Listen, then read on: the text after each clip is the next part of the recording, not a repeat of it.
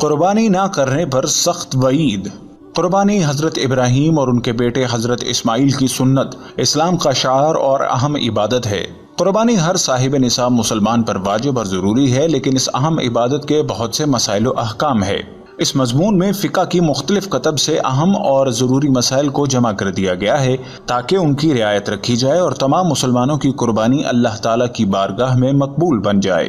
قربانی کے فضائل۔ قربانی کا ثواب بہت بڑا ہے۔ نبی اکرم صلی اللہ علیہ وسلم نے فرمایا، قربانی کے دنوں میں قربانی سے زیادہ کوئی چیز اللہ تعالیٰ کو پسند نہیں۔ ان دنوں میں یہ نیک کام سب نیکیوں سے بڑھ کر ہے، اور قربانی کرتے وقت خون کا جو قطرہ زمین پر گرتا ہے تو زمین پر پہنچنے سے پہلے ہی اللہ تعالیٰ کے ہاں قبول ہو جاتا ہے۔ مشکات۔ آپ صلی اللہ علیہ وسلم کا فرمان ہے، قربانی کے جانور کے بدن پر جتنے بال ہوتے ہیں، ہر بال کے بدلے ایک ایک نیکی لکھی جاتی ہے۔ آپ صلی اللہ علیہ وسلم کا ارشاد ہے، قربانی تمہارے باپ ابراہیم کی سنت ہے۔ صحابی نے پوچھا، ہمارے لیے اس میں کیا ثواب ہے؟ آپ نے فرمایا، ایک بال کے عوض ایک نیکی ہے۔ اون کے متعلق فرمایا، اور اس کے ایک بال کے عوض بھی ایک نیکی ہے۔ علاوہ ازیں یہ کہ نبی اکرم نے ہجرت کے بعد قربانی کرنے پر ہمیشگی اختیار فرمائی اور نہ کرنے پر سخت وعید اور تنکیر بیان فرمائی ہے۔ چنانچہ آپ کا ارشاد ہے کہ جو شخص قربانی نہ کرے تو وہ ہماری عیدگاہ میں بھی نہ آئے۔ قربانی کی شرائط و ارکان۔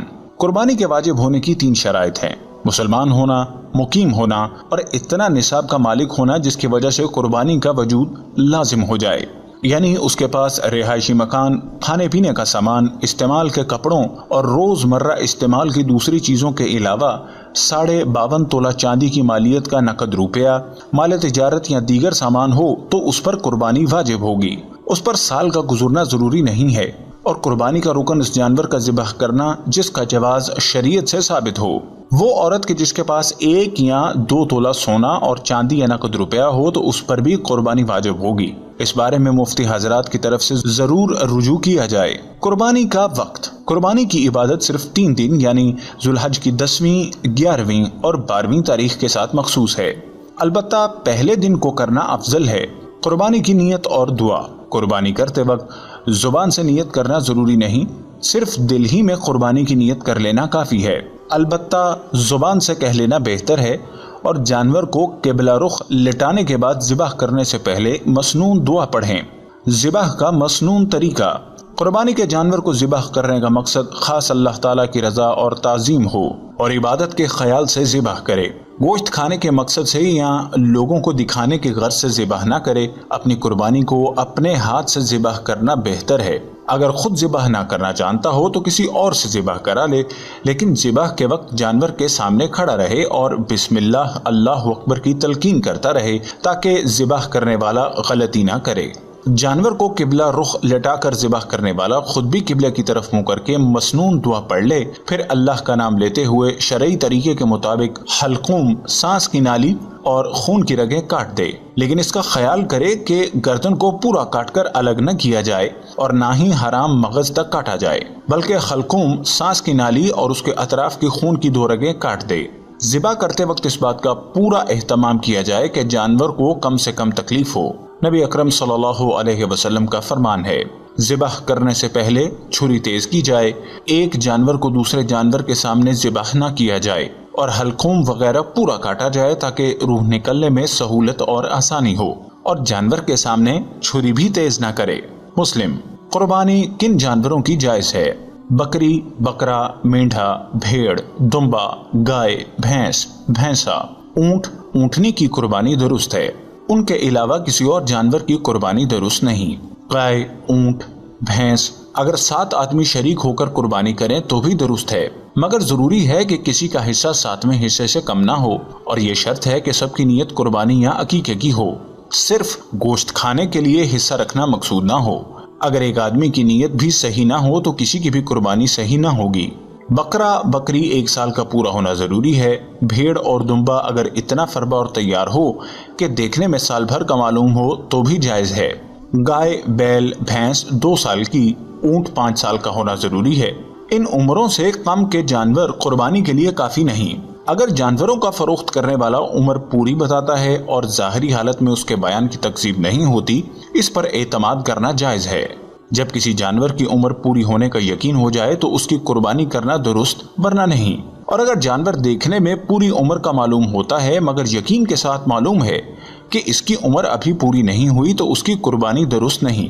دمبا اور بھیڑ اس حکم سے مستثنا ہیں، ان کا حکم اوپر بیان ہو گیا۔ یاد رہے کہ جانور کے دانتوں کو دیکھ کر فیصلہ کرنے میں جلدی نہ کرے، عمر کا لحاظ کرے۔ جس جانور کے سینگ پیدائشی طور پر نہ ہو یا بیچ میں سے ٹوٹ گیا ہو اس کی قربانی درست ہے۔ ہاں، سینگ جڑ سے اکھڑ گیا جس کا اثر دماغ پر ہونا لازم ہے تو اس کی قربانی درست نہیں۔ جو جانور اندھا یا کانا ہو یا اس کی ایک آنکھ کی تہائی روشنی یا اس سے زائد جاتی رہی ہے یا ایک کان تہائی یا تہائی سے زیادہ کٹ گیا ہو تو اس کی قربانی کرنا درست نہیں۔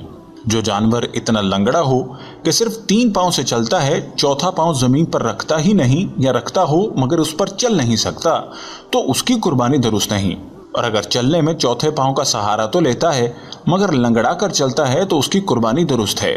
اگر جانور اتنا دبلا ہو کہ اس کی ہڈیوں میں گودا تک نہ رہا ہو تو اس کی قربانی درست نہیں۔ اگر ایسا دبلا نہ ہو تو قربانی درست ہے۔ جانور جتنا موٹا فربا ہو اسی قدر قربانی اچھی ہے۔ جس جانور کا تہائی سے کم دم وغیرہ زیادہ کٹی ہو تو اس کی قربانی جائز نہیں۔ جس جانور کے دانت بالکل نہ ہو یا اکثر نہ ہو اس کی قربانی جائز نہیں۔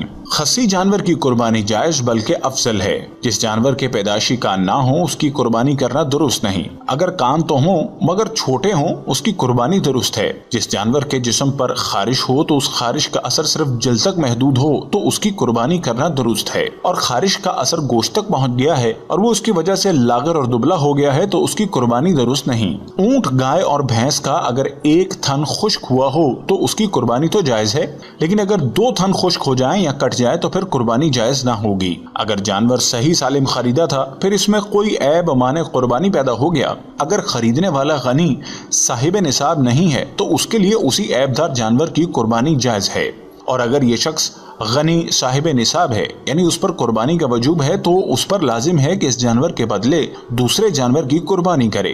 جانور پہلے صحیح سالم تھا لیکن ذبح کے وقت لٹاتے وقت عیبدار ہو گیا تو ایسے جانور کی قربانی میں کوئی حرج نہیں بلکہ جائز ہے۔ قربانی کے لیے افضل اور بہترین جانور یہ ہے کہ وہ خصی ہو، خوبصورت ہو اور صحت مند بھی ہو۔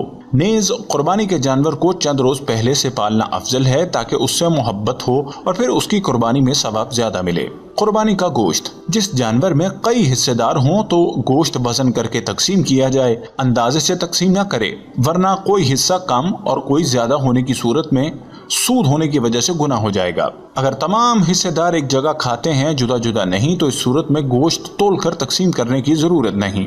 اگر ایک جانور میں کئی آدمی شریک ہیں اور سب گوشت کو آپس میں تقسیم نہیں کرتے بلکہ یکجا ہی فقراء اور احباب کو تقسیم کرتے ہیں یا کھانا پکا کر ان کو کھلانا چاہتے ہیں تو بھی جائز ہے۔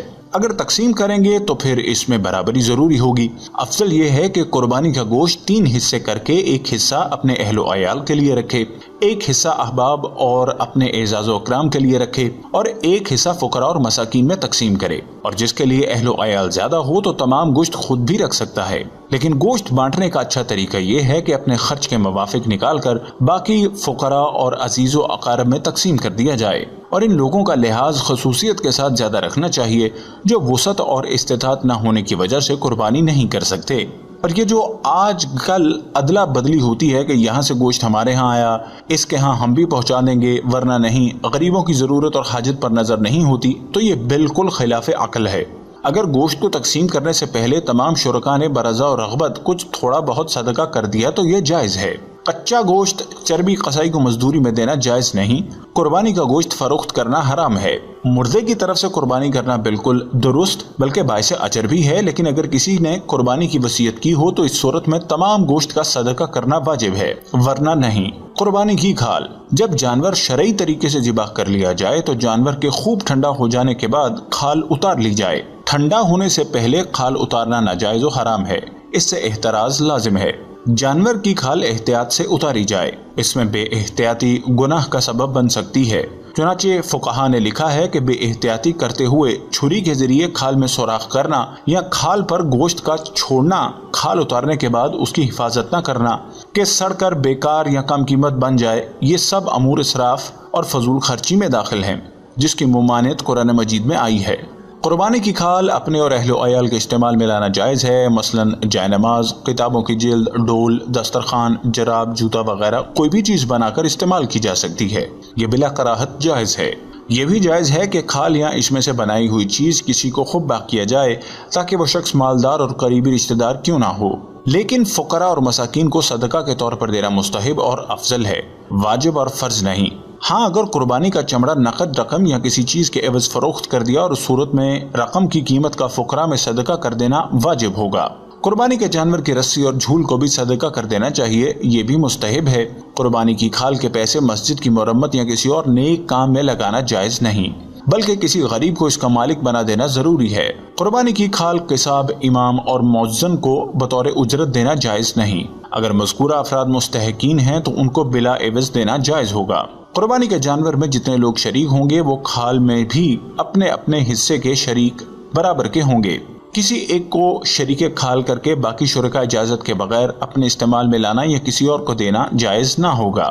بارگاہ الہی میں دعا ہے کہ اللہ تعالیٰ تمام مسلمانوں کو قربانی کی عبادت صحیح اصولوں کے ساتھ ادا کرنے کی توفیق عطا فرمائے۔ اگر آپ کو ہماری یہ ویڈیو پسند آ رہی ہے تو برائے مہربانی لائک بٹن کو پریس کرنا ہرگز مت بھولیے گا۔ کمنٹس کے ذریعے اپنی قیمتی رائے سے آگاہ کریں۔ اس چینل کو سبسکرائب کیجیے اور بیل کے بٹن کو دبانا ہرگز مت بھولیے۔